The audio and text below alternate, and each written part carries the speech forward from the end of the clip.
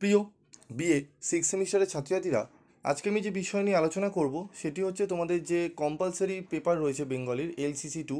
এই পেপার থেকে আমি তোমাদের আজকে গুরুত্বপূর্ণ প্রশ্ন এবং উত্তর নিয়ে আলোচনা করব। তো প্রশ্ন এবং উত্তরটি খুব ভালো করে তোমরা আজকে করো প্র্যাকটিস। এই প্রশ্নটি আসার সম্ভাবনা রয়েছে এবং আজকের যে আলোচনা হবে সেই আলোচনার সম্পূর্ণ পিডিএফটি আমি তোমাদের দিয়ে দেবো। তোমরা কিভাবে পাবে সেটি বলে দিচ্ছি। তো দেখো, অমরনাথ চরিত্রের বৈশিষ্ট্য। বঙ্কিমচন্দ্রের উপন্যাসের অন্যতম শ্রেষ্ঠ উপন্যাস রজনীর মূল বিষয় নারী পুরুষের ভালোবাসা ও তার সম্পর্কের পরিণতি। এই উপন্যাসের চরিত্রগুলোর মধ্যে অন্যতম শ্রেষ্ঠ চরিত্র হলো অমরনাথের চরিত্র। অমরনাথের আদিনিমা শান্তিপুর গ্রামে। পুরুষার্জিত সমস্ত রকম গুণ যথা ধনসম্পদ, বয়সবিদ্যা, বাহুবল কিছুরই অভাব ছিল না। বিবাহযোগ্য বয়সে তার পিসির শ্বশুর বাড়ি কালিকাপুর গ্রামের লবঙ্গলতার সাথে বিবাহ ঠিক হয়, কিন্তু বংশের কুল কলঙ্কের দোষে সেই সম্বন্ধ ভেঙে যায় এবং কিশোরী লবঙ্গ বৃদ্ধ রামসদর মিত্রের তৃতীয় পক্ষের স্ত্রী হয়ে কলকাতায় চলে আসে। কিশোর বয়সের ভালোবাসাকে হারিয়ে অমরনাথ ভগ্ন হৃদয় হয়ে পড়ে। এর বেশ কিছুদিন পরে লবঙ্গলতা বাপের বাড়িতে আসে এবং অমরনাথ বুদ্ধিভ্রষ্ট হয়ে লবঙ্গর ঘরে চুপি চুপি প্রবেশ করলে লবঙ্গ কিশোরী বয়সের চপলতায় তার পিঠে গরম লোহার শলাকা দিয়ে চোর লিখে দেয়।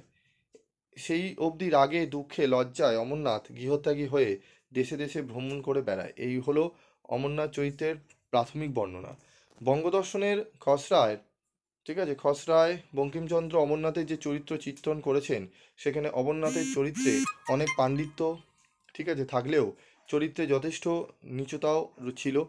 সেখানে দেখানো হয়েছে অমরনাথ রজনীকে উদ্ধার করেছে তার বিষয় সম্পত্তির লোভে এবং লবঙ্গলতাকে হারানোর প্রতিশোধ নেওয়ার জন্যে। সেখানে অমরনাথ আহ, সম্পর্কে লবঙ্গলতার অভিব্যক্তি তুমি অদ্বিতীয়, ঠিক আছে, পাষণ্ড। বিষয় সম্পত্তির বিতৃষ্ণা থেকেই সে দেশান্তর হয়, কিন্তু পরবর্তী ক্ষেত্রে রজনী উপন্যাসে অমরনাথ একজন সর্বগুণ সম্পন্ন ট্র্যাজেডি নায়ক। লবঙ্গ কর্তৃত্ব লাঞ্ছিত হয়ে লক্ষ্যভ্রষ্ট হয়ে সে দেশে দেশে ঘুরে বেড়াচ্ছিল। আমার যোগ্য কাজ আমি খুঁজি, যাহাতে আমার মন মজিবে তাই খুঁজি। এই খুঁজতে খুঁজতেই হঠাৎ তার জীবনে রজনীর আবির্ভাব। নিজের জীবনের শূন্যতা ভরানোর জন্য এবং রজনীর সম্পত্তির উদ্ধার করার কাজে সে প্রবৃত্ত হলো। বঙ্গদর্শনে অমরনাথের চরিত্রের মধ্যে লবঙ্গলতার প্রতি যে প্রতিশোধের চেহারা দেখতে পাই, রজনীর বিষয় অধিকারের মধ্যে সেই চেহারার ছায়া প্রত্যক্ষভাবে না হলেও পরোক্ষভাবে প্রকাশ পায়।